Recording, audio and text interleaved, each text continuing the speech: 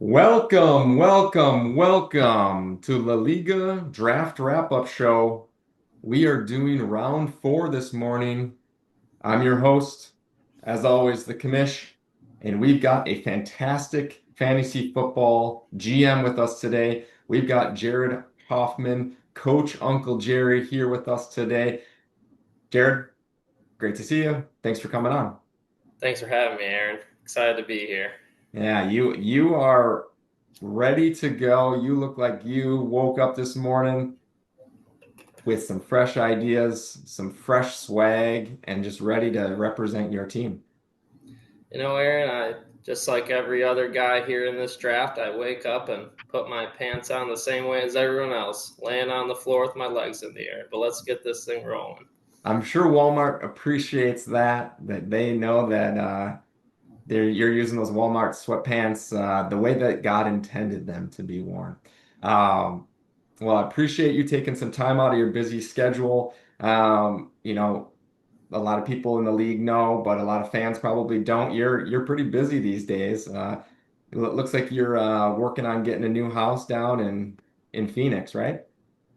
Yeah, so just bought my first house. That's why any ad revenue coming from, Walmart, I see great value in a lot of things, and I saw great value in my house. So and Yeah. pulling the trigger on that. And now every single day I'm blinded by millions of patient care, and then I come home and answer 80 emails for my house. So been a busy run, but still got time for the boys. Still got time for the draft. We've been picking some maybe late night picks, especially for the Oh, Midwesterners. I understand those late night picks. Me and my assistant GM, we've been working overtime. We were actually doing some analysis around 1 a.m. to 2 a.m. last night. Unfortunately, she has a pretty strict 40-hour work week, so she's not able to be here with us today, but she did send her regards. Um, so she apologizes for not being here, but she had quite the night last night. Well, let's get down to the brass tacks here, Jared.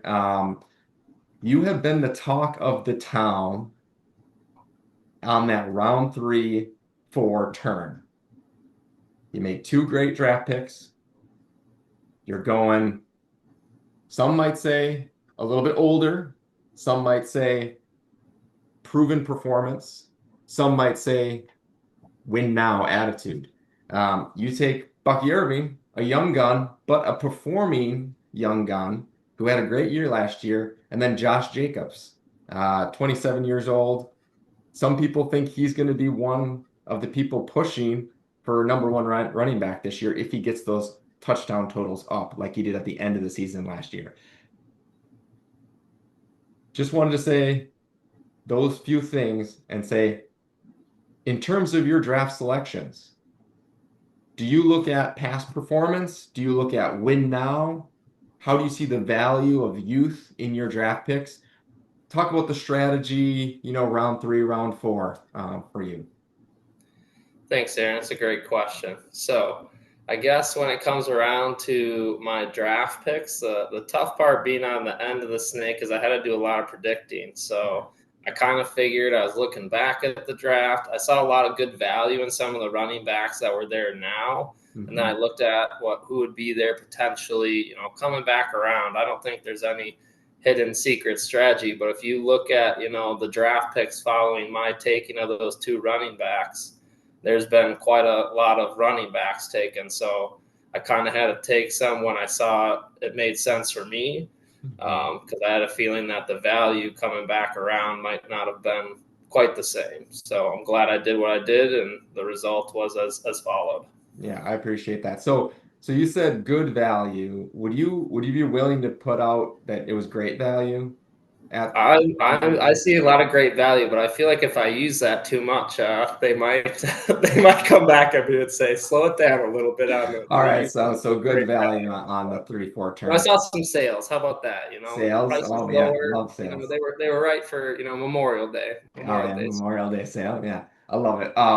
Now I think you bring up a really good point on your draft. You look at those runs, right? You beat the run of quarterbacks, right? You take Lamar before that run of three quarterbacks that kind of finishes up that tier one quarterback, right? So you beat that, and then you talk about how you beat the running back run in the fourth round.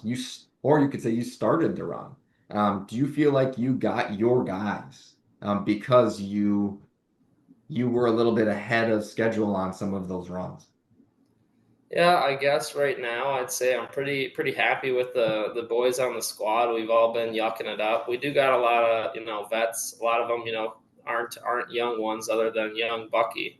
Not to Hmm. be confused with Bucky Badger, but Yeah, Bucky Irving, who yeah, actually I think he used to be a Gopher before he ran off to Oregon, and he could have stayed with us. But I digress. I don't hold yeah, any hard feelings against him. We had a good talk over beers, yeah. but no, I think that the youth in the draft is important, and maybe we'll do a little bit business in the front, party in the back, and I'll snag some of my youth later. But I Hmm. saw Travis Hunter just went at he was the 24th according to our Yeah, glorious yeah, sleeper app, and he yeah. He just just went. went 5'6". Yeah, he went 5'6" to So Aaron Moyer. I So think I think youth is important for sure, but unproven talent is also a little bit hard. I don't know if I'd say win now. I mean, every year I'm trying to win now, so my strategy is just going that's to be great. win, win, win, no matter what. Yeah, So we'll yeah. see whether that's youth or age. No one has ever accused Uncle Jerry of not trying to win. We'll just put it that way. Um, great points. Thanks for your analysis on that. Speaking of youth, speaking of Travis Hunter, that last pick, we're gonna do a segment today. Our first segment is the Dick Vitale Diaper Dandy Rookie of the Round, and we're in round four. This is brought to you by Huggies Diapers, the diaper dandy of the round. Huggies Diapers, me and my assistant GM, we absolutely love Huggies. Exclusively use the Huggies.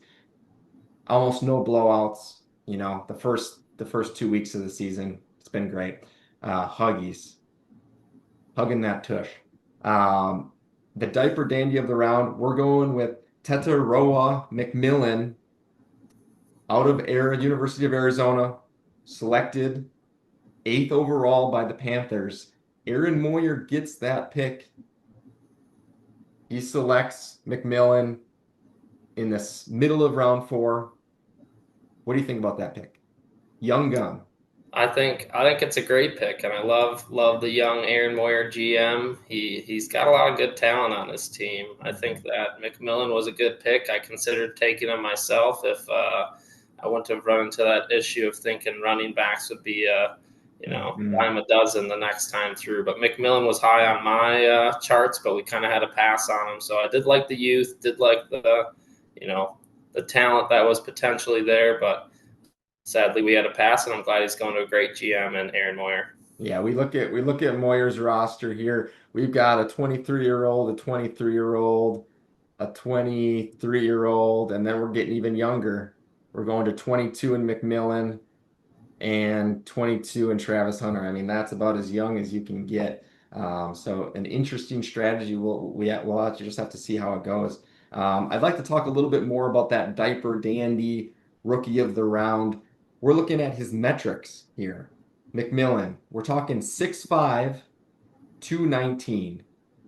He runs a 4-second 4.4840. Not super fast, but for that size, that's showing he's got some wheels for a big man. Most interesting thing, 10-inch hands. We like us some big hands here at the wrap up. Big hands. I mean, that's going to be big for those jump balls. Giving Bryce Young a big target. What do you think when you see those metrics? Are you analyzing those metrics when you're looking at wide receivers, when you're looking at running backs? Are you looking at the speed profile, things like that? Well, I don't want to totally give away all my cards, but I definitely have been very tuned into these rookies and who's coming out, which is Hmm. also probably why Travis Hunter fell a little lower on a lot of boards. Hmm. Just confusing upside there, but no, I think that a lot of those things come into play. I wish, like I said, he was a member of my team, but at the end of the day, you can't pick them all. But great talent won't go into a great place. All right. All right. A lot of stuff going on right now. Some updates, live updates here. We've got a draft pick by Joe Ransom Harris. He goes with Devonta Smith at 5'7". And then a quick turnaround. We've got Kenneth Steinhauser selecting Chris Olave at 5'8". We know those concussions. We'll have to talk. We'll have to get Dr. Uncle Jerry on the next pod after the draft talking concussion and things like that. Physical therapist, our in-house physical therapist expert. But right now we're using you as the GM here, okay? But we just wanted to do those kind of breaking alerts. We're on top of things here at the wrap up. Moving on, we talked a little bit about how you beat that run of tier one quarterbacks. You selected Lamar at 110. I wanted to get a little bit more into your mindset about quarterbacks in general, how you feel about Lamar, and how you decided to go quarterback early in these single quarterback dynasty leagues. How did you feel that Lamar fit into your team, and how is he going to benefit you as of right now in the league? Great question, Aaron. So with Lamar Jackson, I will use this one. He was great value, man. Yeah. That was a great pick. Again, same thing. Thinking on the snake, I would have had, I'd been third round late. Didn't know who would be left for quarterbacks, and I wasn't sure how all the other GMs would pick. So I took Lamar Jackson, knowing that every year he's in the league, he's an MVP caliber player. He's gonna always be throwing, slicing, dicing, and running that dang ball. Mhm. He's good for fantasy points every week. So, that's one of the ones where I saw great value and said, even though he's got, youth isn't on his side, but he's got that veteran status. I'd rather take a proven, second contract quarterback who I know is going to run the ball, Mhm. score the ball. Same thing with Josh Allen with that pick just before me. Another quarterback who is going to throw the ball, is going to get a late running touchdown that might benefit you in a late playoff run here in this first season as the Liga starts up. Yeah, I agree with you. I mean that Lamar Jackson, he's part of that pair that originally got you that deal with Walmart, that great value deal. I mean, top scoring quarterback last year. You can't really argue against that. He's only 28 for quarterback, he's a pocket passer, he's a runner, but I see him being able to keep that going and not really having to change too much of his game for next 4 or 5 years. And then if he continues to adapt into more of a pocket passer, even longer than that. Um, Fantastic answer. Now let's talk a little bit about the league as a whole in terms of quarterback. We've got 5 quarterbacks taken out of 10 teams. It looks like that top tier is gone, and it looks like there's not really much movement on quarterbacks. How did you balance that great value versus the early quarterback or just waiting into some of the even later rounds? I guess what I saw with the pick rate in front of me being Josh Allen, I was thinking quarterback wise, there's tiers to it. You've Yeah. mentioned it before in other interviews and things like that. There's Mhm. tiers to this quarterback system, and if you're going to take the position, it's kind of like the same thing with tight ends. There's tiers to the tight ends. Mhm. So Mhm. once the good ones are gone, then you might be willing to wait. And for a quarterback and being one of the highest scoring players in the league, I figured that would be a good pick right away. Otherwise, there is a strategy of waiting and maybe grabbing one of those lower tier quarterbacks or streaming a new quarterback, every Yeah. week because there's decent value out there, but there's only a few that have great value. Yeah, that's a very great point. Yeah. Um, Save more, right? Save more on that Lamar pick. Our final segment today, sponsored segment, is going to be our Toppers Pizza Supreme Pick of the Round. Toppers Pizza, mediocre. But the Supreme Pick But of the the screen Round is a great pick. We obviously got to go with the Toppers man himself, Jonathan Taylor. Joe Ransom Harris picks Jonathan Taylor in the fourth round. He gets him, I think, at a really good value pick at 4-4. Jonathan Taylor, he's been pretty much the workhorse for the Colts. He's been pretty much their entire offense, struggling at quarterback for a couple, because of injuries and because of poor play. But I think the Colts, they've got some young wide receivers. They bring in Daniel Jones, Anthony Richards. Sin's obviously going to be shooting for that quarterback's position. We'll see how that turns out. But I think in terms of value, Jonathan Taylor is a great pick. He becomes this round's Topper's Pizza Supreme pick of the round. Any thoughts on Jonathan Taylor in general there, Jared? Yeah, I guess I like Jonathan Taylor at that pick. He was on my board when I was going through my running back, picks, and I think that he's in a good home there with Sarai Oj, and I think that Jonathan Taylor, although he is a Badger, my biggest concerns. I mean, he's a great NFL player. Is we'll see what happens in that locker room. It does not sound like a very sound one between the quarterback room Yeah. and just that team in general. They just lost Jim Hersey, rest in peace, but RIP. that Yeah. Jonathan Taylor pick. We like him as a person, maybe not as much liking the team he is on. Yeah, I mean that's a really good point. We got to balance talent, individual talent, and then play, especially for those running backs. Because if they're behind and they're trying to throw, what exactly happens there? Um, just got to pick your brain really quick. I said that we were going to just have you as the GM, as the coach today, but I got to ask you about Jonathan Taylor. He's been dealing with a lot of high ankle sprains in the last couple of years. How do you feel like those high ankle sprain injuries impact into the future about future performance? Do you have any specific insight into that as PT Uncle Jerry? Well, I guess first question we'll ask: is he a bracer or is he a taper? We need to know how those ankles are being secured. Is he Hmm. spatting those things? What do we got Hmm. going on? But And in all seriousness, for Jonathan Taylor, I mean, anyone's going to get a little dinged up, especially when you're the workhorse of the team. So we got Christian McCaffrey picked as well, and he is always seems to get dinged up. Great value in that pick, but again, that's the thing that with age, right? A lot of youth being drafted, a lot of age being drafted, but no one can predict injury, old or young. So we'll hope for Joe's sake that Jonathan Taylor has some good years left in him. So yeah, I hope yeah. that those ankle sprains continue to get rehabbed well by their team.